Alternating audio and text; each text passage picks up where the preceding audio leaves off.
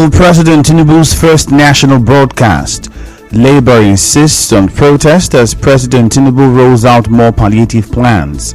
Former Governor Wike becomes Minister Designate. Senate to mediate between federal government and NLC over Wednesday's planned strike. Assessment of structures for demolition for Port Harcourt Ring Road project starts today.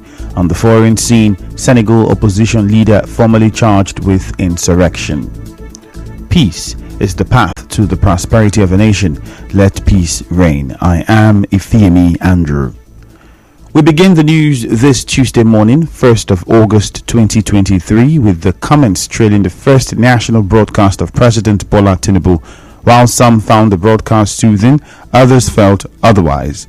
For this Professor of Political Science and International Relations, Jideofor Adibe, the President's national broadcast was short of a reconciliation message. It focused only on economy. I was expecting the first broadcast to be more about nation building, more about reconciliation, more about setting the tone, for reconciliation, if not going into properly the agenda of reconciliation. Because it is my considered view that these are very, very good, remarkable policy pronouncements. But unless you have a nation, people who are willing to work together, every solution you throw at a problem becomes part of the problem.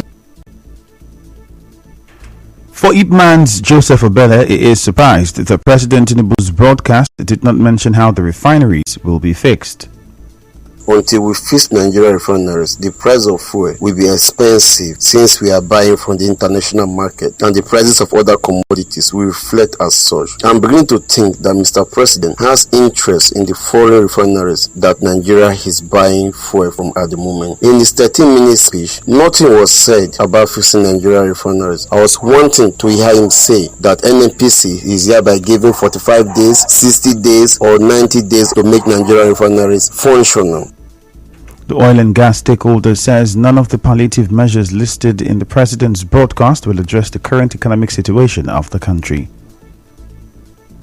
In his broadcast, he mentioned billions of naira budgeted for different nature of palliatives, loans for students, free buses, and how they have saved over 1 trillion from subsidy removal within a month. I will say on good authority that all the proposals or proposed palliative by Mr. President in his broadcast will be futility. Administrative experts will tell you that until you attend to the root cause of any problem, hence the problem will continue. The organized labor says it will hold its planned nationwide protest tomorrow despite the Monday rollout of subsidy removal palliative plans by President Bola Tinubu. Yesterday evening, President Tinubu started his first ever national broadcast by explaining that removing subsidy on petrol was the only way to fix the nation's economy. In the nationwide broadcast themed After Darkness Comes the Glorious Dawn, the President said again that he understands the sufferings of Nigerians. Had promised to reform the economy for the long-term good by fighting major imbalances that had plagued our economy. Ending the subsidy and the preferential exchange rate system were key to this fight. It is to define the fate and future of our nation. Our economy is going through a rough patch and you are being hurt. I understand. I wish there were other ways, but there is not. The president said the government will spend 50 billion naira on conditional grants to 1 million nano businesses between now and March 2024.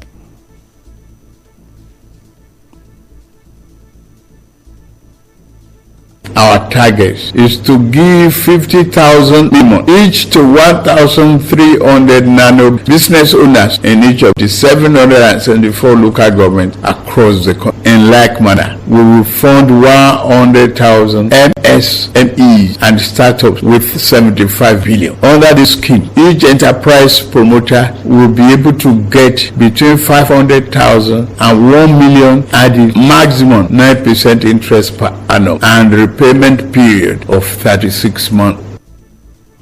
President Tinubu also said he has engaged with various farmers associations and operators to ensure prices of food items remain affordable.